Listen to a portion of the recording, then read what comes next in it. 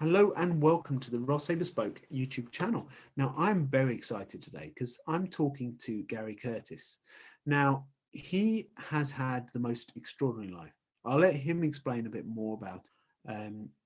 I will warn you, he's a ex-Royal Marine, so there will probably, in fact, almost certainly be an element of bad language. So just bear that in mind. I do apologise, but it's inevitable.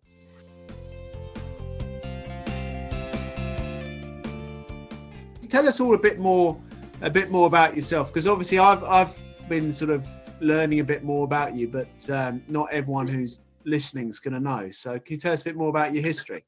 Yeah, Garry Curtis, 52 years old. I was born in West London, Hayes, West London, there, Middlesex, whatever you want to call it these days. Some people are a bit funny about that. Big council estate, grew up on a council estate. Like all the rest of them around there, a little bit of a scoundrel. And my dad was heavily into boxing, so he got me involved in boxing since as long as I can remember. I think 7 or 8. Started training down at the gym at 9. My mum come from a very loving family, and got one brother. And yeah, just I grew up with a boxing, went to school, wasn't very academic, didn't want to go to school, got to sort of 14, 15, started realising that I quite like girls, and I didn't like school, didn't spend too much time at school. And 16, I joined the Majesty's Royal Marines, which came to a bit of a shock to all the family because, as I say, with school, growing up and all that lot, and I wasn't really one for towing the party line, and to go into something as disciplined as that was definitely something that I probably got my family to raise an eyebrow at. In fact, I know my mum said that when my dad see me off at Paddington, he got home and he was like, he'll be back in a couple of weeks, you know. And 9 years later, I finished in the Marines, but they was right to a degree. I mean, I got demoted, I think, 3 times, twice in Portsmouth detention quarters, like a military prison. And, hey, that's part of my life. I enjoyed my time in the Marines to a degree. The discipline and the bullshit side of it was never going to be me, still to this day. I don't know what that is inside me, why I'm like that, but I am. You can ask me to do something, but don't tell me to do something, if you know what I mean. I'm that type of person, and that's how I hope that I come across to other people, as ask them to do something, unless, of course, it's a life and death situation. And if you're in that situation, then people look at you, big wide eyes, looking at you for a decision. So it's, you know, you're in your own groove and that there. But yeah, so that was it. And then I left the Marines. I joined the London Fire Brigade. Started straight out of training. I went to Westminster, which is a very slow station, believe it or not, right there in central town. And then I went from there to Euston. Done 6 years at Euston and on a rescue unit. And that, to me, was a fantastic job. It was when we actually went to work, you know, to cut people out of cars, to go into fires, to do rescues, talk people down. That was an amazing job. But politics and poor pay put an end to that. And I am a firm believer that training should never lower its standards to accommodate for numbers and figures and politics. And I think we're seeing too much of that across the board in all walks of life, which is a shame. You know, if the person wants to be a firefighter and they can do what it says on the tin, great. You know, but you don't just take that person on because they're of this background or that background or this ethnicity or that sex or sexual orientation. You know, that's bullshit. You're losing too many good people by the wayside to compensate for people that didn't really want to be there but decided to go for it because they fit into this nice little groovy category. And that's not everyone, don't get me wrong, because you get some great people from them backgrounds, absolutely. Got some great friends. But I certainly think that it's gone the wrong way. I think it's gone too far the wrong way. You know, we've done a lot of positive moves and all that, but it went too far. So for me, after 2002, the strikes, I just thought, you know what, this is crap. I just don't want to be in this job anymore. And the Gulf War 2 kicked off, Gulf War 2, 2003. One of the lads phoned me up from Baghdad and he said, Gaz, do you want to come out here? We need some blokes out here. And I was actually at a fire. And if mobile was going, I was putting this, it was a shed down in North Kensington. And I put this shed alight and it was going like a good one. I phoned a number back later on, then it was Pete, and he said, Gaz, do you want to come out here to Baghdad? And I said, what are you doing? And he told me, I said, how much you want? And like my mouth hit the ground. I said, what? Are you sure? And he said, yeah. He said, that's what we get in a month. I'm like, fuck off, you can't be. You know, I've never had money like that. And I went to see my boss. I said, look, boss, what do I do, Guff? I'm finished in the brigade. I'm going to Baghdad. And he said, when? I said, Monday. And he was like, Gaz, you're mad. And that was it. He put on me leaving, done all the paperwork, and off I went. And never looked back since. And I found, throughout everything in life, that was me finding my groove, I think, to be away hostile environments, because it incorporated everything which is me. One, I've got a little bit of leadership. Two, you was away from the snowflake, mollycoddled life.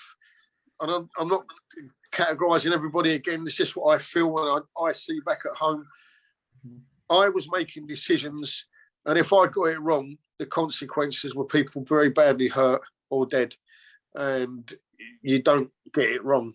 And obviously over the years you develop and you learn stuff. And so, yeah, I actually found my place. And then to do the media security, I see those guys cutting about, all low profile. Sometimes just working by themselves with the media group and all that lot. And I thought, yeah, I like that. And a very good friend of mine, still dear friend to this day, Craig Summers, fantastic guy. He's living in the States now and he's still doing a lot of the media stuff. He said to me, Gaz, there's a vacancy on the BBC. Do you want to go for it? I said, yeah. And that's where I went there with him, and Rupert Davis took me on. And had a brilliant time. Loved it, you know. I was getting so much work, or so many offers from different networks, that I decided to leave the BBC and then go self-employed. Sky News, ITN, CNN, Al Jazeera, New York Times, to name a few. They've just so many going on. So I went by myself and was just busy all that time, you know, up till the injury and the hostage situation, which we'll go into a little bit later. So that's me. Wow. I mean, to be honest, I think people are going to be on the edge of their seat as it is when, you know, just already what they've heard about you. So, so what I was thinking, one of the first thing I wanted to ask you is that so you've had this amazing career and you've done all these different things. Yeah. Would you change anything? Would you go back? If you could, would you go back and change it? Do you know what? For the career-wise, I latterly, in the last couple of years, where my sort of professional world sort of come crashing down, absolutely, I would have kept my mouth shut. You know, I got very badly shafted over lies that were told and cowardice. And I had come out after being injured. I was off for 2 years. I was put on a colostomy bag. That's been reversed. Septicemia, 4 huge surgeries, nearly died. The family and that told that probably I was likely to die, etc., etc. But hey, here I am. So on a professional side of things, the lies that were told a little bit later down the road that cost me so much in the industry that I love, I would have absolutely changed how I dealt with that and dealt with it in a professional manner rather than a personal manner. I become Gaz Curtis, the kid that grew up on an estate that you poke me, I'm going to poke you back. And that is not the best way to deal with things on a professional aspect. You've got to say they're the people in charge. They're the people that are now going to be paying my wage. This is what they want. Sadly, I'm going to have to shut my mouth a little bit and do what they want, and then prove to them that I can come back up to where they want us. But I'll go into that in depth later on. Me being me, excuse my French, but the person that got put into a very powerful position basically said, look, Gaz, after your fuck up in Libya, there was no fuck up in Libya. And this guy come from an analyst background, not military, not police, not security aware. He was an analyst, a paper guru. And he's there telling me, and he's only about as big as a remote controller guy. And I couldn't punch him. And I just said, you know what, you're a prick. Well, fuck off. You know, the man was my boss. He was potentially now my boss. And I'm telling him to fuck off. I mean, Gaz, who do you think you are, Gaz? You know, that's it. And that's probably my biggest regret, is how I dealt with that situation. But that was a lot of hurt, a lot of finance, a lot of lies being told, my pride. I was so frustrated, so angry. There was times I've laid here when about to lose my flat. I lost the car. There's been times that I just thought, do you know what? I'm going to go to prison. I'm going to go down and sort this fella out, and just, if it means getting a couple of years inside, I've made my point. And then I'm thinking, why are you thinking like that? Yeah. What? It's just through pure frustration, you know. And so no, I just stepped back, and I'm in a good position now. There is work that's beginning to sort of quite a bit more work that's coming in for me media wise, but it was. I just didn't know how to deal with it. And I also believe with that as well, I became a person that was so much in demand, so a lot of people falling off the radar, not using you. And I think that's because I got in a position that I was almost desperate, needy, telling people like, guys, look, I looked after you. You know, what good job I done. Please, guys, please ask for me. Get me out of there. I need this. I need that. Please, please, please. So to them, they're going through their life normally. They're just still going to work. They're going off to foreign shores. They're doing their package. They're doing their bits of camera. They've got their own life to go. They're getting on with. They've got their own problems they're dealing with. They might have their own finance going on. They might have people at home that are ill, not well, in your domestic way. And you've got this outside person like a mosquito. Please, please, please, please, please. And that was just desperation. And I feel quite embarrassed about that, really. You know, but that was pure desperation from me trying to say to people, please help me out like I help you on the ground. But hey, they're probably the only regrets that I've got. Yeah. Yeah, well, I mean, those kind of things, you don't know you've made the mistake till afterwards, do you? That's the problem. Yeah, very true. Very, very true. If you hadn't made the mistake, you wouldn't know what that mistake was. I think I got a little bit cocky as well, and believing I know that I'm good at what I do, especially as a medic and all that lot. I've probably saved literally dozens, if not into triple figure of the amount of people that I've helped out on the ground, especially in conflict, and saved lives. And there's equally, I mean, there's just as many people actually die in my hands as well. And them sort of people say, do they affect you? No, they don't. You just get on with it. I don't know how or why, but you just get on with it. But I think I probably got a little bit cocky, thinking that I was probably worth more than what I actually am to those organisations, when really you're not. You've got 100 people to step into your shoes behind you. So you're nothing. You're not bigger than the system. You're not this big fire-slapping, sort of fire-tapping kiddie that you may think you are. You are replaceable. And it took me a long time to realise that, and just think, you know, instead of holding it on a personal basis, saying, do you know what, I saved your life. Do you remember when we got rocketed? I did this, I did that. They don't care. That's your job. Your job is to do that, to get them into trouble, out of trouble. You know, that's your job. So what? You know, you don't. like you go to work, come back, and you've trained up a couple of butlers. You don't want a pat on the back and all the rest of it. It is what you do, and that again all fell into that little foggy moment of just that foggy fog.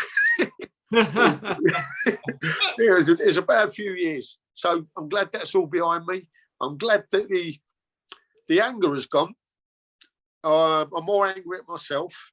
The frustration has not gone. I still have a lot of, dare I say, not suicidal days or anything like that, but dark days. If I put the news on, I'll see things now like Burma. Nobody can get in and out of there, but I do know people that are out there working. And I see things kicking off, whereas before my phone would ring off the hook. And now it's only individuals that call me rather than the big companies that call us, So it's, it's been a tough few years, to be fair. It really has been a tough few years. Yeah, I can imagine that's the fall from grace is always the hardest fall, isn't it? Yeah. I just after my suicide, I started looking at the amount of people doing it, and not just people from drug addicts, addiction, sexual assault, and all the rest of it. All of those horrendous, people that do heroin and they stick a line in their arm and all the rest of it. And you hear people slagging them off. Who is that person to slag them off? Try stepping into that person's shoes. Yes, it's not great, but you don't know what their problem is. You don't know what's happened in their life, etc., etc. And I'm not trying to be all saintly and all the rest of it, because there's some people out there that are proper idiots and that, you're not going to help them at all. But I started looking at a lot of the suicides, and then when I sort of moved to the professional people who are doing suicides, banking, doctors, builders, and a lot of that comes down to finance and their pride. Soon as that financial package they've had for X amount of time is taken away, they can't live that lifestyle anymore. And sports personalities that were up there with 50,000 people cheering their name, and then their career is over. And I totally understand how that depression turns and just becomes a bigger cog in it. And in the end, you begin to feel worthless, useless.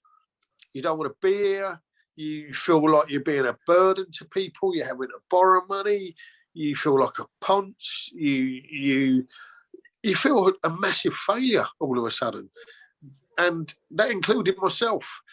And it's only when I look back at like the book and I talk to people, I think, Gaz, what you've done, what the stuff that you've done, how the hell can you think that you're a failure?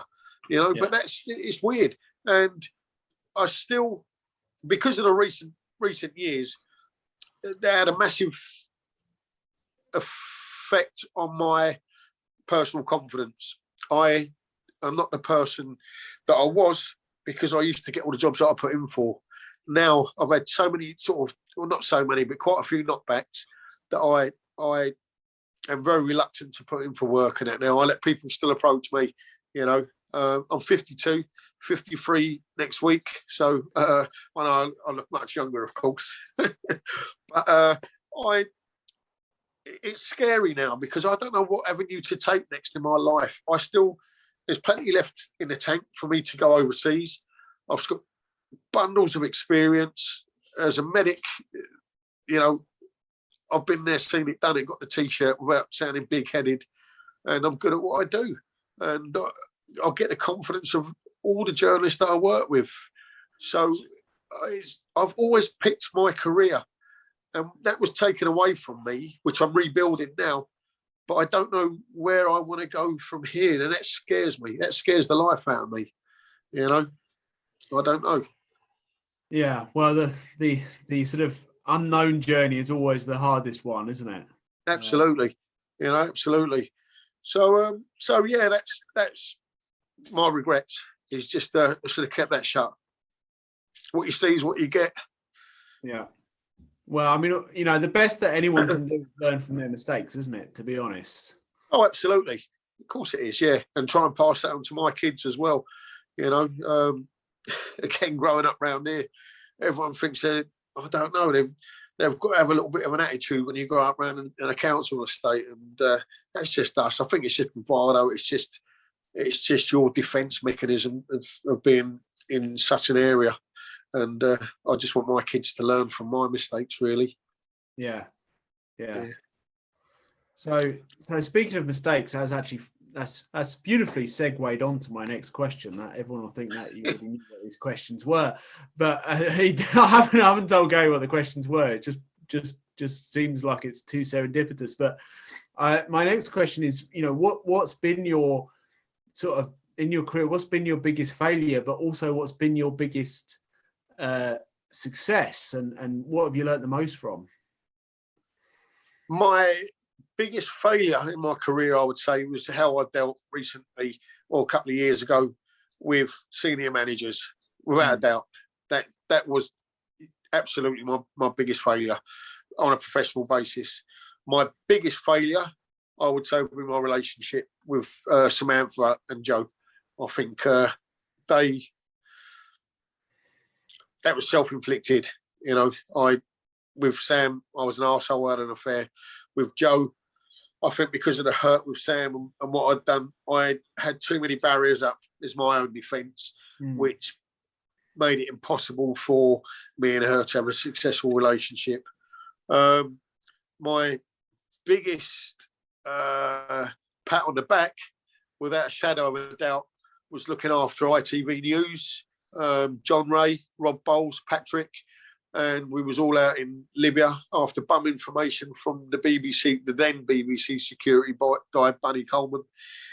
He invited us to the hotel, said it was safe. When we got there, I had two drivers from Zawiya, and when we got there, that was a rebel-held town. And when we got there, a load of Gaddafi troops and loyalists came in behind us, and I had to move our two Zawiyan locals around from hotel room to hotel room over the balconies and that for 5 days. And I escaped on the 5th day with John Ray and all that lot, which they did their piece for ITV News, put them into a safe location, brief the rebels up. Now, this is a very, very grey area now. When you're a media consultant, you are to remain a grey man. We don't take sides. All right, it goes without saying. That said, you are there to protect and survive, protect life, save life. And if things are too dangerous, tell them journalists, no, you can't do it because it's obviously too dangerous. So we don't carry weapons very often, but sometimes we do. But on this particular occasion, the threat level was such that the information come through that the woods behind the Rixos Hotel in Tripoli, Gaddafi's compound had fallen, and there was a few hundred Gaddafi soldiers that made their way from Gaddafi's compound to the hotel, to the woods behind the hotel. And if they came into the hotel, that was going to make life just unbearable. It was anyway. It was horrendous in there, but it was going to make life very unbearable. And it also made us a legitimate target for NATO aircraft to bomb the hotel with this amount of troops in it, human shields being held as human shields. So I made the decision. I told London, I put John Ray and the guys into a safe house. I've got the rebel commander. I briefed the rebel commander up. And later on that day, myself with Patrick, who was with ITM, and he come back to get all the kit. We went back with about 100 odd rebels to attack the hotel, to rescue the rest of the world's media that had still left there. CNN, Sky, Al Jazeera, Reuters. They was all there, about 50 odd people still being held captive. So we went back into the hotel. There's some footage on Al Jazeera. You'll see the technicals, which is like the Toyota pickups going in, and you'll see a bloke sitting in the back of the truck as they're going in. That was me in the truck. We went back in to attack the hotel, or the gunmen in the hotel, to release the media. And there was nobody there except for my two drivers. And I rescued my two drivers. I was over the moon. So whilst we was doing our escape and evasion through Tripoli, the Red Cross had negotiated the release of the rest of the world's media. So basically, we went back to an empty hotel. If it had been a couple of hours before, I would have been the best fire-slapping kiddie in town. That would have been a story in itself that I rescued them. However, it didn't happen. And as a result of that, ITM wanted me as their primary security guy from there on in. I was to be like a big pat on the back. Wonderful woman who was head of ITN at the time, Deborah Turner, wrote me a beautiful letter saying thank you very much and all the rest of it. And that blew me away because I've done a lot of work all over the world, many, many years looking after people. And to get a pat on the back and in writing was something I was never used to. I've never had that, you know. Even growing up, I could never remember getting a pat on the back. So for me, that was like my gold medal. And very, very nice. So, and I went to Afghanistan from there. I got injured and I was off for the 2 years. And whilst I was off, the guys at the BBC were basically saying, how comes Garry Curtis escaped and you never? And this individual, Bunny, he told Colin, who become head of ITN, he said, Garry nearly got everybody killed, Garry this, Garry that. And nobody came to me whilst I was in hospital for the debrief or anything like that. So this guy has gone from BBC and took over head of ITN. And when I got fit 2 years later, back for work, the BBC had dropped me, Sky had dropped me, ITV dropped me. Later, when the new security guy from New York Times took over, who's very close friends with Bunny, because Bunny now works for the New York Times, he dropped me. And, the head of Sky, the head of New York Times even had the front to say to me, it's all in your head. You need to sort this out. It's all in your head. But like I say, if you look at the puzzle itself, it's not in my head. It's everyone. It's a little nucleus of people that cause me a lot of problems. And that was my proudest moment, was definitely getting those out of that hostage situation alive successfully and conducting what should have been a successful hostage rescue, if you like. I managed to rescue 2 people, my drivers, and that was it. So, but that came back twisted, and that really, really affected my career massively, even to this day. And I can't put that right. That's what I wrote the book mainly about, is to put that story out there. And I'm having to self-publish. It's getting some great reviews, fantastic reviews that it's getting. People are loving it. There's people that said this should be made into a film. Even Jilly Cooper got in touch and she said, I thought it was a wind-up. She phoned up. I don't know how she got my number. And she was like, the phone rang, a withheld number. And I was like, hello. She's like, hello, Garry Curtis. And I was like, no, who's that? And she said, I need to speak to Garry Curtis. I said, he's busy. Can I take a message? No, I need to speak to Garry Curtis. And I said, who's this? And she went, it's Jilly Cooper. And I was thinking, I said, no, fuck off. I said, who's this? And she said, no, it's Jilly Cooper. And it was Jilly Cooper. And she was absolutely amazing, fantastic, beautiful. What a beautiful soul. Lovely, lovely lady. And she tried to get my book to Curtis and Brown. Curtis and Brown actually read it. They said, we loved your book, but it's not for us at the moment. So I'm hoping that they'll take it on soon. But yeah, people have said it should be made into a film. And it's just like, I find it embarrassing because I'm just Gaz Curtis, a kid from a council estate, grew up as boxing, joined the Marines. And I just wrote a story and people seem to like it. And it's true. It's from the heart. When I was sat there writing it, I laughed and I laughed and I laughed, but I cried. I cried so much too. The heartache through me and Sam and Oksana, and then the work that I was losing, the injury, the when you got a colostomy bag, how I went from being at the top of my game to do what I do to just feeling so dehumanized, to feel so worthless yet again, to go down the gym and to sit down on the bench to do bench press, and like the seal on the bag breaks, and you've got crap leaking out onto your t-shirt and you stink, and wow. So all them people out there, I just take the people that live with that. I tell you, there's no words for how much that destroyed me. It's so soul destroying for me. It was, yeah. And that was a tough time. Thankfully, Mr. Ian Jenkins, the surgeon, an amazing individual, and Becky Slater and the team down at St. Thomas, is Northwick Park Hospital. They'd done a reversal, and they were absolutely amazing. I owe them so much. So yeah, that was it was again all a tough time, and it's all become part of my perfect storm, which led on to the suicide attempt, which we'll go into in a little while. I mean, I think it's quite amazing because, you know, we always think about, and of course you're both, you know, because you're thinking about when people describe heroes, they're the guys, like you say, driving in on the back of a Toyota in to save hostages with a gun and whatever.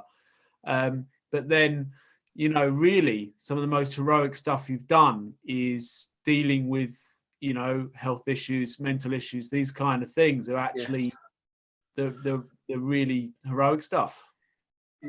See, do you know, I think I even write in my book, I cannot stand the word hero. I hate it. Mm-hmm. And I think it's because it's so overused. To me, heroes are like the cancer sufferers and people that get through that and stuff. That's a hero. That's someone that's their chips are down against them and do it. That's not somebody, no disrespect to anybody, but that's not somebody that gets paid to go to the football pitch every day and train for X amount of thousands or millions of pounds, that drives a lovely car with a big house, then goes to work and scores a goal, and the next day over the papers, England's heroes and stuff. And I'm like, fucking what? You know, that's just how I see it, you know.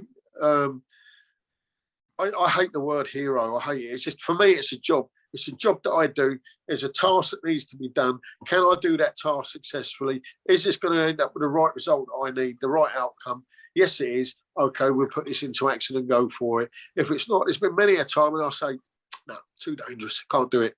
Can't do it. Just not worth it. Not for story value, you know. Yeah. So it's very... I find it a very difficult. I get very embarrassed by it. If people say, "Oh, there's a hero," I'm like, "Please, no." I really, I don't like it.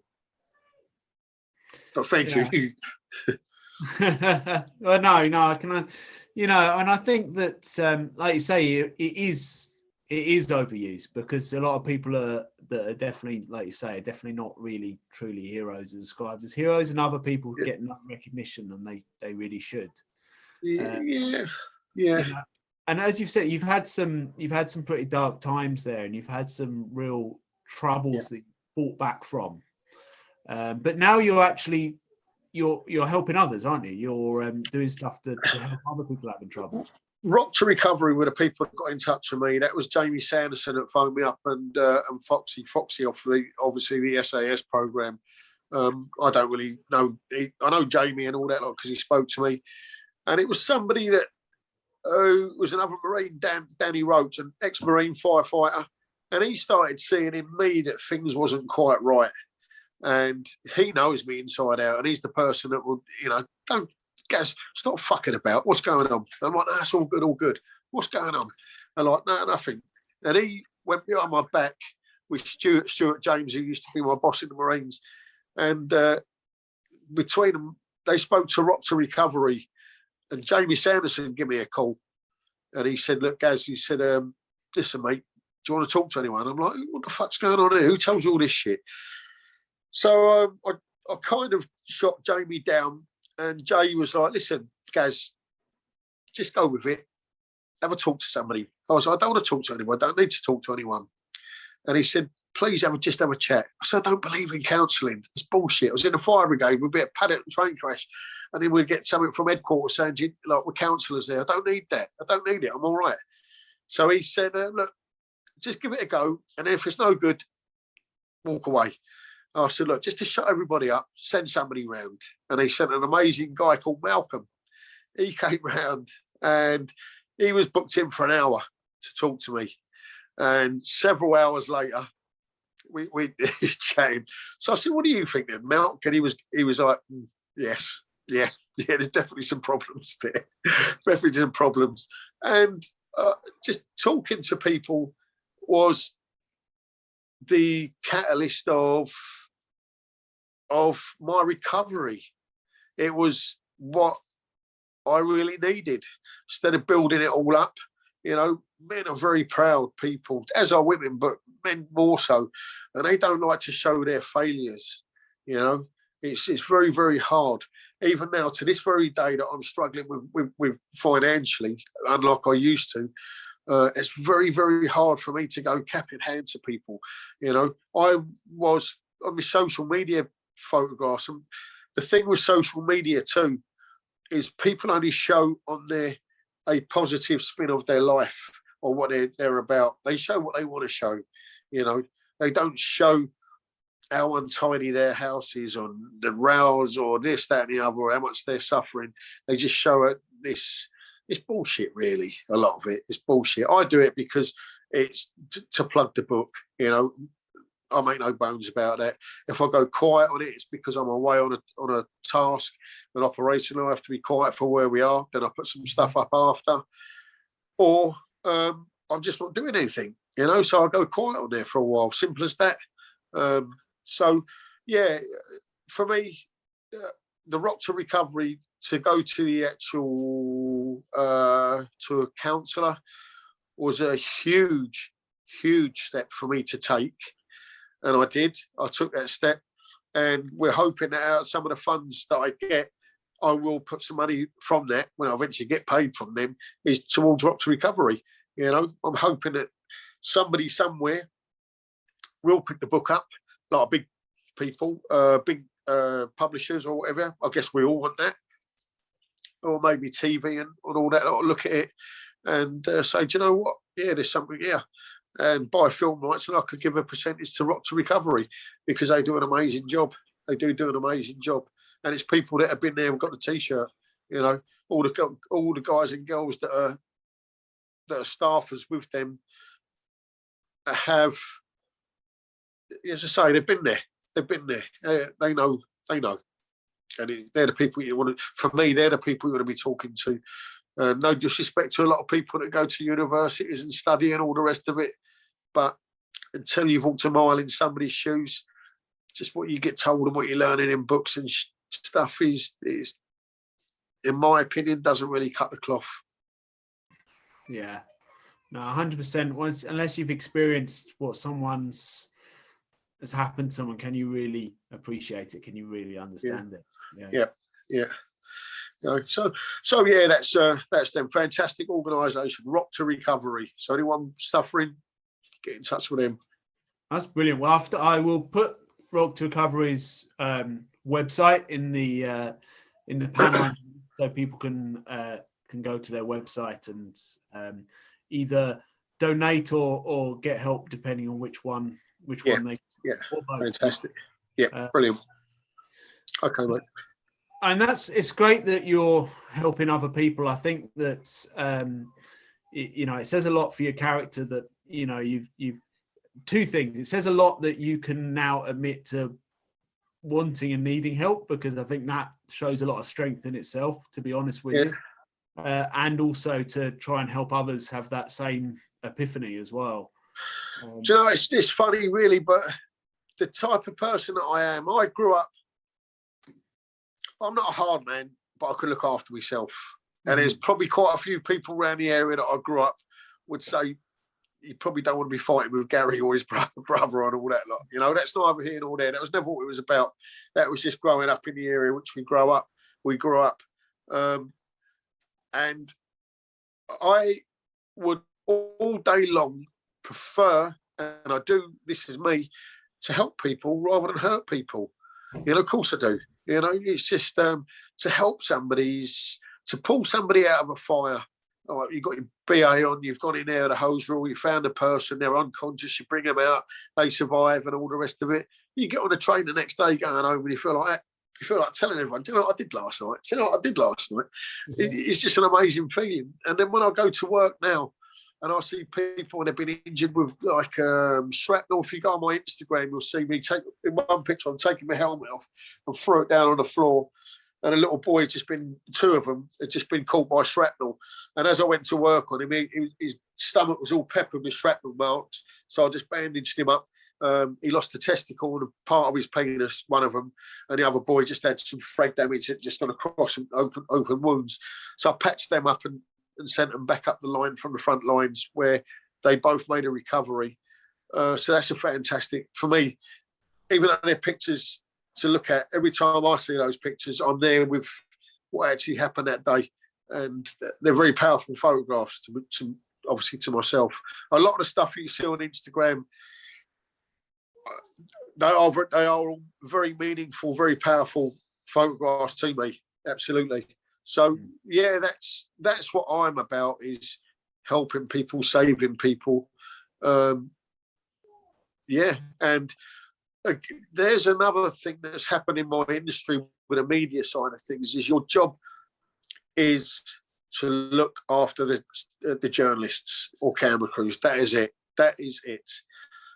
The medical work you don't get involved in unless the crew are happy, not in imminent danger. They're happy to do the work, and you can control what they're doing as well. And I'll always do that. Now, if it's a big attack that's going on, you'll see photographs in the New York Times, and the mortars had came in. There was casualties, everybody everywhere. So I said to the guys, just wait here at the villa. I need to go out there and help some people. And they was like, we need to come out and photograph. We need to do this. And I was like that. And I'm thinking, there's going to be a secondary attack. And I said, no, just wait there. And they said, well, if you're going out, we're coming out. And I'm thinking, I said, all right, guys, listen, but stay near me whilst I'm working. So they came out getting photographs, and James was writing down everything that he see. It was a horrendous morning, but at the same time as I'm working, I'm listening out for launches of mortars and rockets, or waiting for somebody to start screaming, saying there's a VBID or a suicide bomber coming towards us, and looking all the time as I'm working for different places to put people in cover if we hear an attack. It may not look like that when we're on the ground, but that's certainly what I'm doing. And yeah, it's just, you can't beat. It's just amazing. It's an amazing feeling to help people. There was a little boy on that same day. As the mum put him into my hands, I picked him, put my hands under his arms, but where the left hand went onto his body, sorry if I offend anybody out there watching, but I put my hand on his body, but my hand went inside him, and he was open right up, and all his guts were out. And I was like, oh, shit. So I pushed his guts back into the hole a little bit, or into the big cavity, got the jumper and rolled the rest of the guts into the jumper. We put him onto the back of the truck, which had some dead people and stuff. And he survived. He survived.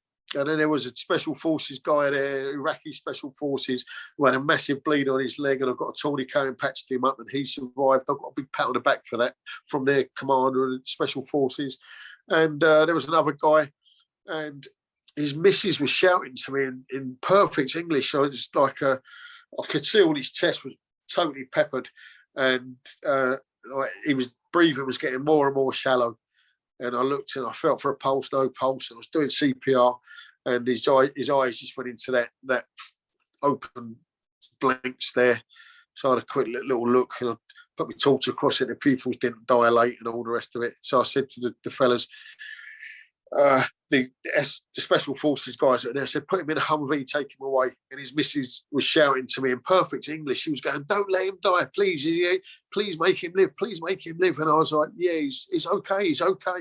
But he'd already died.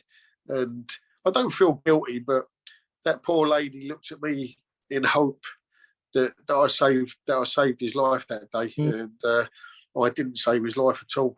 I just, he died. Well, you can't save everyone, unfortunately, can you? No, that's the way it goes. And I try not to look at anything like that. As I say, when I talk about it, I can take myself back there and be there, and it doesn't really affect me too much. In fact, it makes me proud, to be fair with you. It makes me very, very proud. The ones you say. yeah, of course. I mean, you can't save everybody. I mean, I've turned up at situations that no human being should see, that nobody should see. They've been horrific, absolutely horrific. The Malaysian aircraft MH17, when that come down, that was a tough few days there. That was horrendous.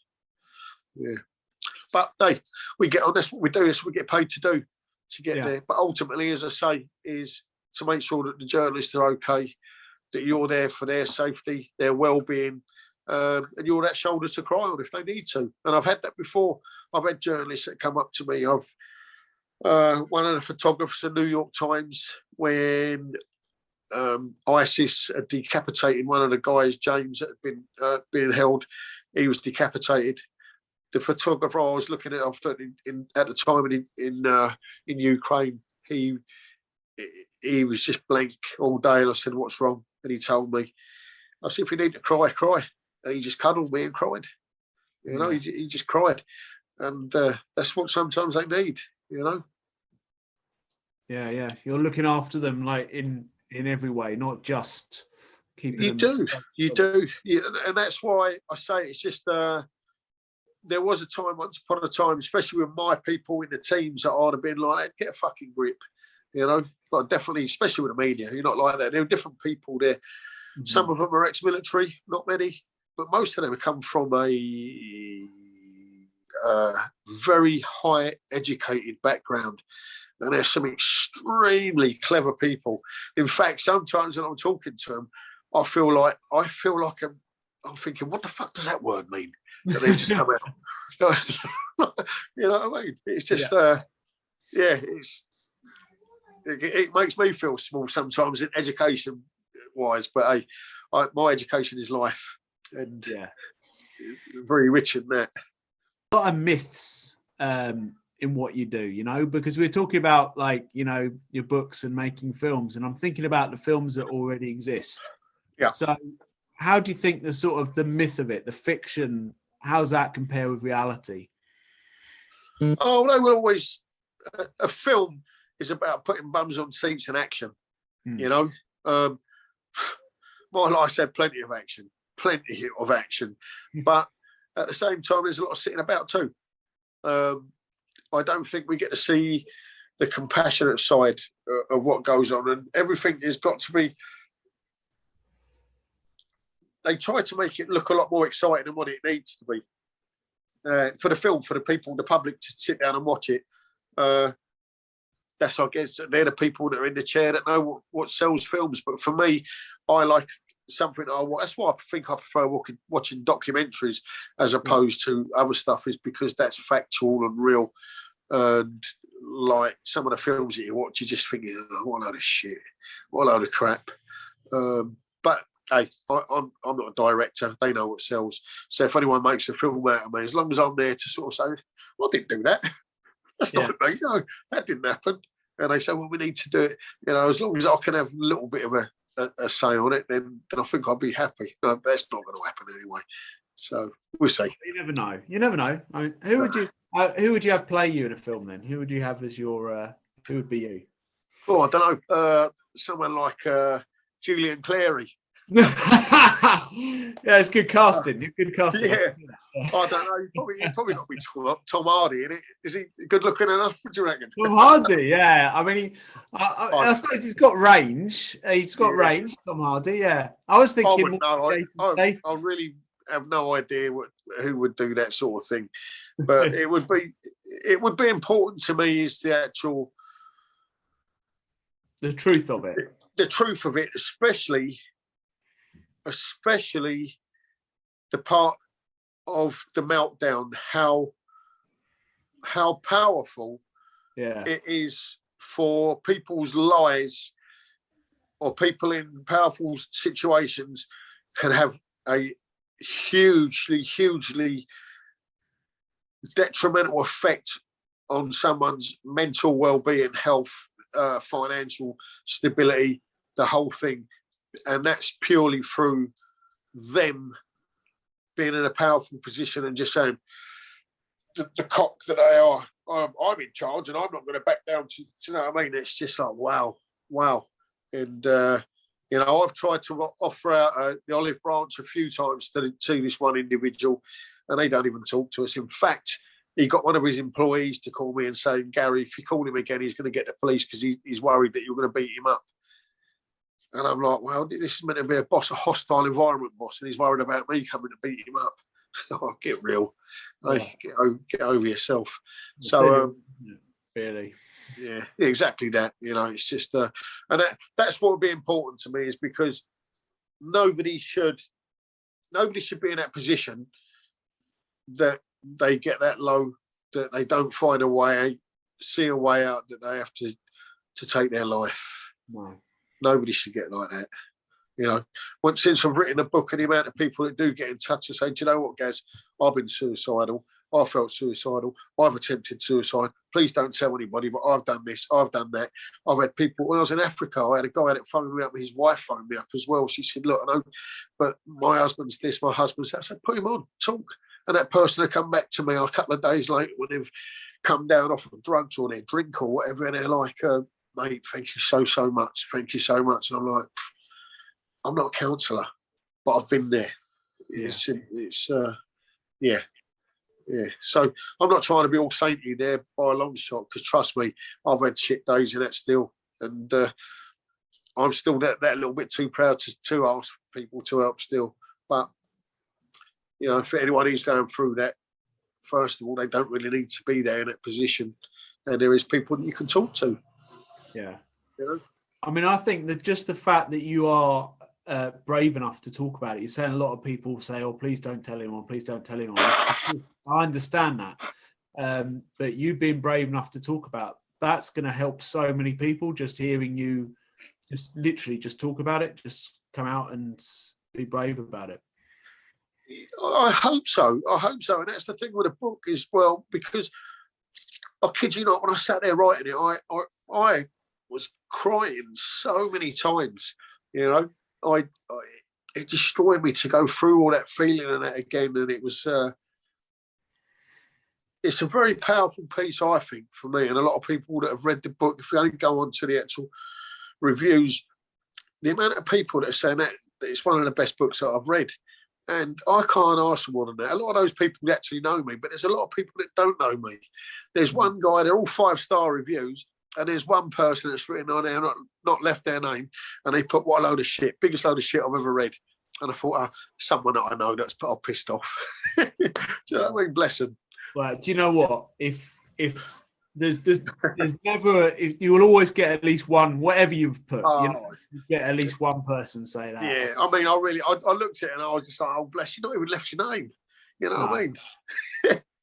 So, yeah, no biggie. But yeah, it's helping people, which is great. It is good. So, yeah. Well, I mean, I'm just, do you know what? This has just been, it's definitely just been the best interview. I've really been enjoying this, and I can't believe it's already been like basically an hour. And finally, yeah, I feel like we've still got lots to talk about, but I'm also very aware that these interviews can't go on forever. So I mean, I'm just thinking, like, if so we've spoken about your book and everything. So how, I need to put a link to that as well. So how can people buy your book? That's important. That's, at the moment, it's only available on Amazon. So that's Garry Curtis, 2 R's Gary, incoming, as in incoming, and that's available on amazon.co.uk. I'm available on LinkedIn, Facebook, Instagram. Again, Garry Curtis with 2 R's. So just give us a follow. On there, if anyone wants to talk to me, please feel free. I try to get back to everybody. Another thing that the girl that I was seeing, Jo, used to get the ump about. She said, "You're always talking to people on that phone," and it's just having that time for people, I think. And I try to have time for people. It's just for me, the biggest things that I would want people to take away from the book, as I say, is have the compassion to understand what other people might be going through. Certainly have the balls to talk to somebody. Anger, if you hold on to the anger, it does the person that you're angry with, they just get on with their life. The only person you're destroying is you.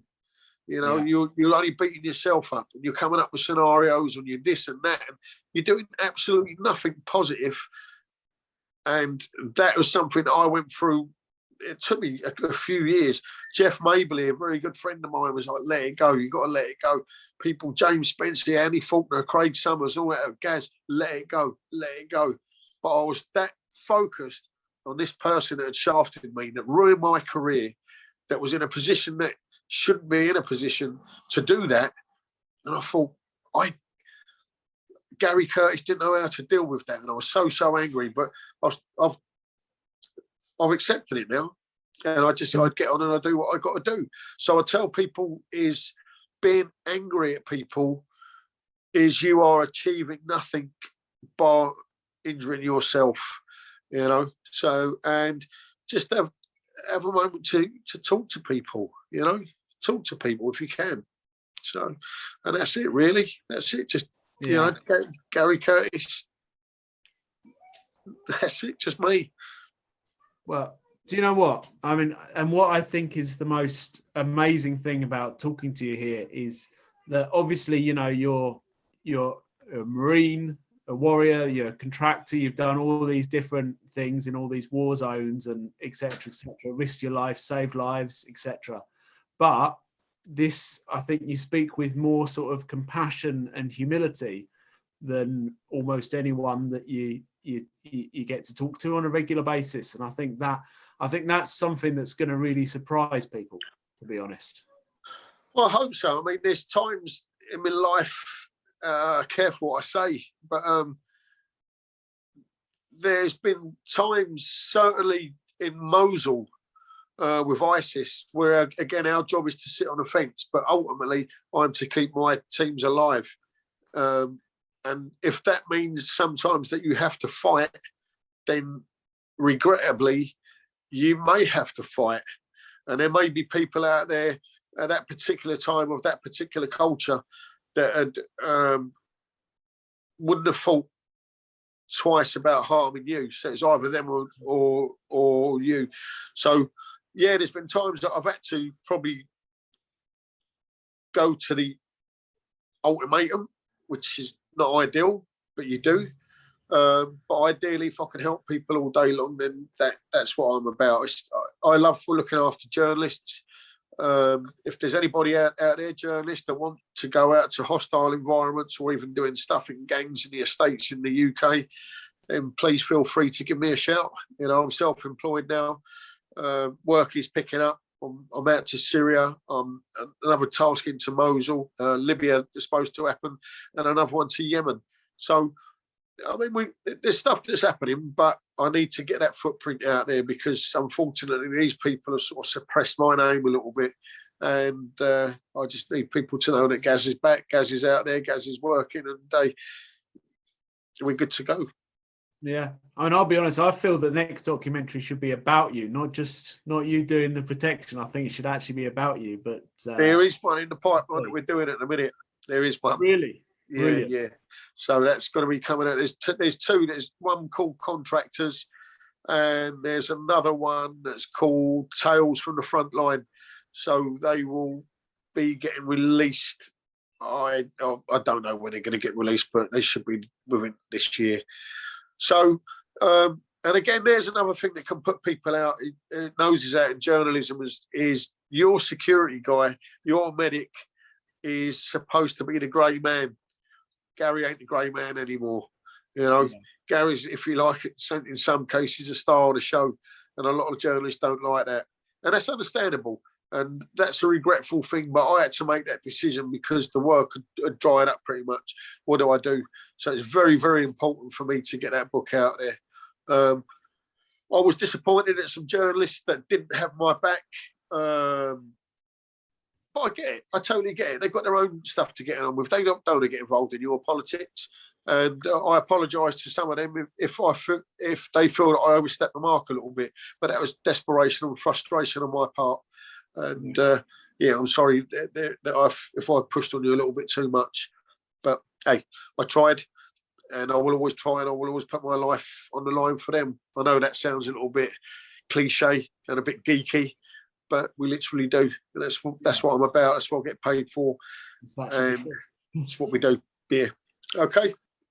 I mean, thank you so much. I mean, that honestly, I mean, I've just been all listening to you. Like, I've just been really just enjoying it so much, and I think everyone else will have done. I'm sure people will be looking at you now for your social media and everything, so they can follow you and like here and buy your book, obviously, or available on Amazon, and be waiting for that documentary. Very exciting.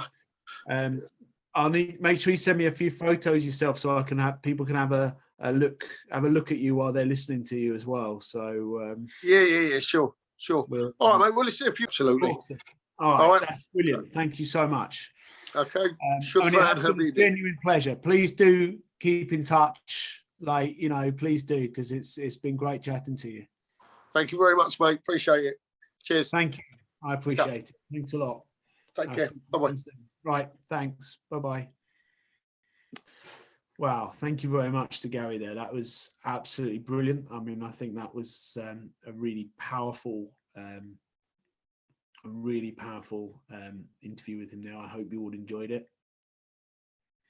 Please subscribe. There's lots more videos to come, and always love to hear your comments. Please do have a look at Garry's book there.